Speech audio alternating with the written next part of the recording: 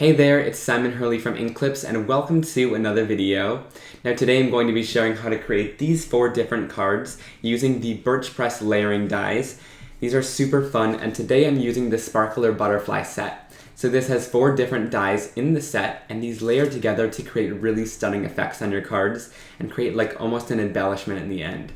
But you can also use these separately to get really unique and versatile results as well. So I really just touched the surface of the iceberg in this video of how to use layering dies like this, but I will cover more ways to use the layering dies and really get your use out of them in future videos. So without further ado, let's turn down to the work surface and get started. Okay, so like I said, I'm using the Sparkler Butterflies dies for today's video, and I wanted to give a little bit of a closer look at them. So layer A has the most detailed cutouts in them, and then all the way going down to layer D where it has no details. So when you layer these up, they create a really beautiful butterfly. So for the first card, I'm going to share how to layer all these up, kind of like they were meant to, and then later on in the video I'll share a different technique. So for the first card, I'm laying down some distress oxides in 4 different colors and kind of color blocks to make my own sheets of cardstock. So I ended up using Carved Pumpkin, Squeezed Lemonade, Abandoned Coral, and Mermaid Lagoon. And there's really no rhyme or reason why I did this. I just really liked the color combination together. And you'll see in a second here when I spray it, I also just wanted to get kind of a watercolor look.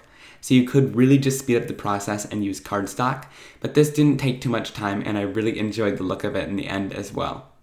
So I'm heat setting that after I sprayed it with that water, and it really brightens up those colors. And then I'll go in here with the Mermaid Lagoon and Abandoned Coral and do the same thing on another sheet of cardstock here.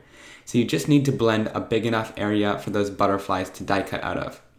Then I'll spray that down and I'll heat set that as well, and I even got more of a watercolor look with that one there, which I really love the look of.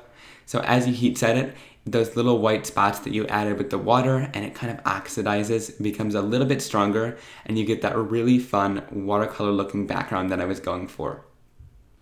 And after I created those backgrounds, I'm going to line up each little butterfly onto its own color blocked area.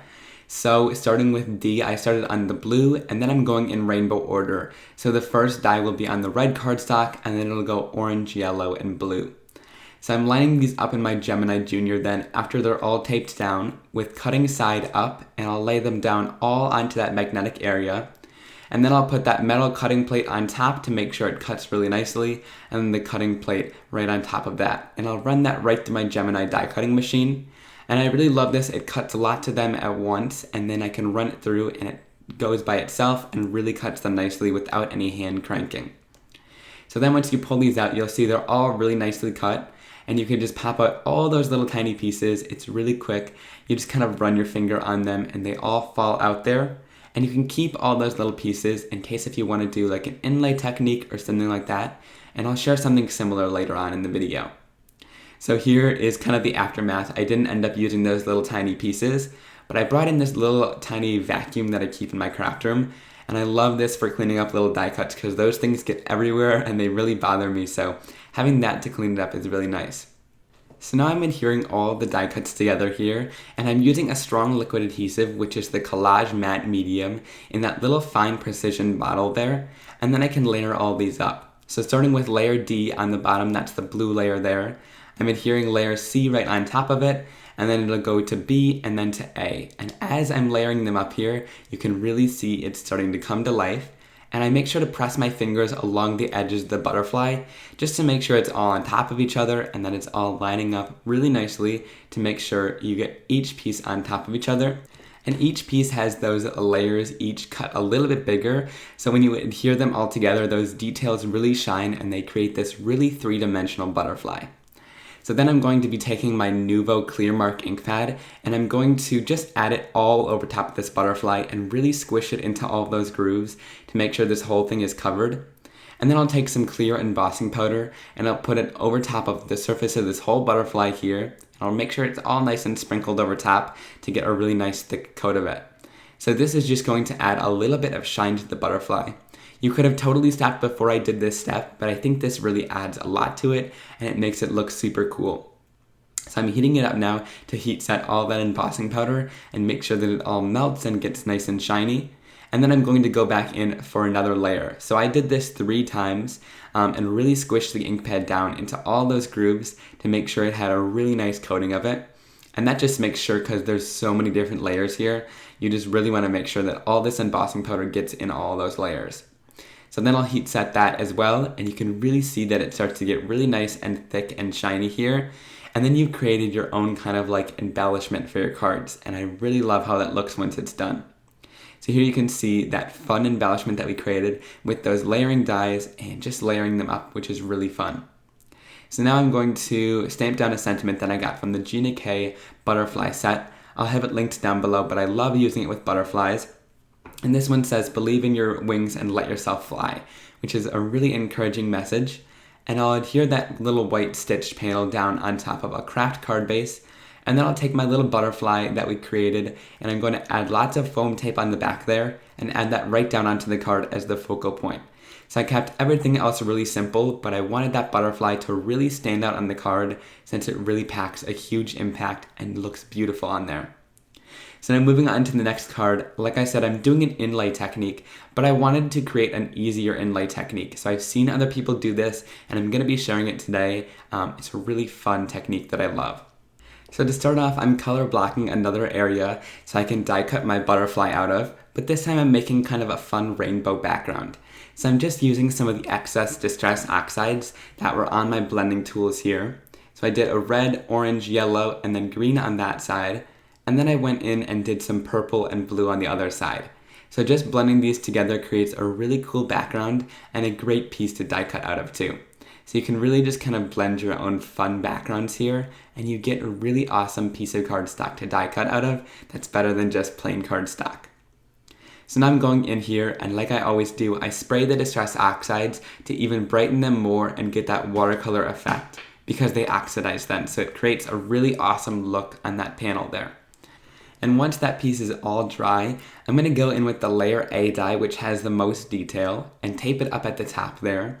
And then I'm going to tape the layer D die down onto that white cardstock there. So you'll see why it's important to have both of these so we can finish off that technique later. I'll flip that over with the cutting side up, and this time it's really important to have this metal piece on there. I find that it cuts down on the static of the plate on top of it, so you really want to make sure that that's there and on the stacking sandwich there. So then I'll run that through the Gemini Junior again, and I'll kind of let it take its own course there. And then I'll pull off that metal plate really slowly and kind of carefully so that nothing comes out of it.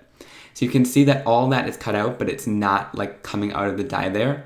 And that's where this press and seal comes in handy. So we actually didn't have this stuff in my kitchen, so I had to run out and grab it. But I'm going to take a little piece of this press and seal and place it over top of that image and then just rub and kind of burnish that into place. So this is picking up all those little tiny die cuts in there and kind of tacking them down together.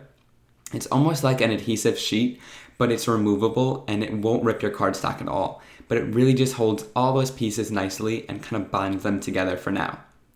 But I did want the press and seal on the other side because I'm adhering it. So after it's all picked up with that press and seal layer, I'll go onto that colorful side and add another layer of press and seal and really press it down to make sure that it's picking up all of those die cuts. And then I'll peel off that back layer of the press and seal. So it won't remove any of those die cuts there if you're careful enough, but it just kind of bonds them together for a short period of time. So I'm going to take little tiny pieces of foam tape here, and I'm going to put them on the back of each one of those individual little squares. Now I see some other people do this, like Laura Basson does this a lot, and it does take a lot of time, and it's really time consuming. It might have taken me 10 or 15 minutes to do all of this. To get, when you get into the center, there's even really tinier pieces of that foam tape needed. But I take my little craft pick there and get it all into place. And I find this part is totally worth it, and you'll see why in just a second here. So I'm just kind of placing all those down, and it's sticky, so it tends to stick to your finger too. So having little tools like that really is helpful. Now I'm taking that little white die cut that we cut out of the layer D die, and I'm going to adhere it over top of all those little pieces of foam tape there. I'll really press that down so it's all adhered into place. So everything is adhered onto that white die cut. And then I'll peel off that press and seal layer there. You want to peel this nice and carefully. You can see that that one little piece tried coming up there. So you just press that back down into place and then continue to peel off that press and seal. You can see how slowly I'm doing this because I don't want it to peel up my adhesive as I'm going. So I'm just kind of peeling that off. And this doesn't look like a ton right now, but we only adhered down those detailed pieces and we didn't adhere that kind of outline of the butterfly. So I'm gonna peel out that outline carefully because all those other little pieces are stuck up on the cardstock. So after I peel out that butterfly, you can really see that stunning butterfly that you get underneath with all those fun details, and it's dimensional with that foam tape too. So I really love that, and that's another fun way to use those layering dies to get really cool effects like that. And here's another one that I created using Copic markers, so each one of those individually was colored. And then I'm taking that little outline portion of that butterfly that we colored, and I thought that was stunning still. So this creates another card. So you get 2 for 1, so even though that one was a little bit time consuming, you are creating 2 cards at once. So now I'll take some little tiny Studio Katia gems, and in between some of those little areas, there's little circle die cuts. So I'm going to adhere those little gems down in those areas to create a little bit of sparkle and shine on this butterfly and add a little bit of extra detail to it. So once I'm done with that, here's how that fun butterfly looks. You can see all those fun little gems, and I don't usually add tons of sparkle and shine, but I really do love how that looks on the card. So after I'm done with that, I'm using another sentiment from that Gina K set that just says thinking of you, and I'm gonna stamp that down right below the butterfly. So this one was kept really simple and clean, but I really do like the look of that fun colored butterfly that we blended, and those fun gems on top really make the card, make it stand out and kind of finish it off. So then I'm using this little hello die from Birchpress as well, and I'm going to adhere 3 of those together on top of each other with some black cardstock, and that just kind of thickens the die and makes it more sustainable for that card, so it really makes it stand alone by itself. And then after I've adhered all those together, I'm going to adhere that right onto that butterfly, kind of going across the wing area there, and by adhering it on top of here, it just draws all the attention to that butterfly area there, and really makes that the focal point of the card. So now I'm stamping down this Hero Arts background onto some craft cardstock in some light tan ink that I used. So I'll press that down onto the background stamp that's face up on my surface, and then I'll take a piece of scratch paper, put it over top, and just give it some nice pressure there. So I'm really making sure all that ink is transferring down onto that piece of cardstock. So once that's all stamped, that'll soften down as it goes into the cardstock there, but then I'll adhere that butterfly onto some foam tape in the center of that stamped area that we created on that card. And after I've adhered that down, I'm going to go in and finish off the card. So I'm adding a little bit of sparkle and shine with some Aquaflow shimmer pen onto that sentiment, so onto that little hello die, just to make it stand out, and that shimmer won't come off on your hand in the end. And then after that, I'm adding some Nuvo glaze onto that as well. So I'm just going around adding a thin layer, just barely even squeezing the bottle, adding a really thin layer of that Nuvo glaze onto the sentiment there. And this really just makes it kind of jelly-like and really makes it stand out on the card and makes it finish it off really nicely. So here's all 3 of the cards that we created. I really love the look of all 3 of them. And these are just a couple ways, like I mentioned, to use these dies, but there are many other ways. So in the future, I'll share another video showing lots of different ways to use them, but I hope you enjoyed this. So what do you guys think? I hope you love these layering dies as much as I do to create some really unique effects on your cards. And if you enjoyed the video, please give it a big thumbs up and don't forget to click that subscribe button down below to make sure you'll never miss another video like this one. And also leave a comment down below letting me know which card was your favorite from today's tutorial. I love chatting with you guys down there about the cards or the products, so if you have any questions, leave them down there as well. Alright, so I'll see you guys very soon in another card making and crafting tutorial. Have a great day. Bye!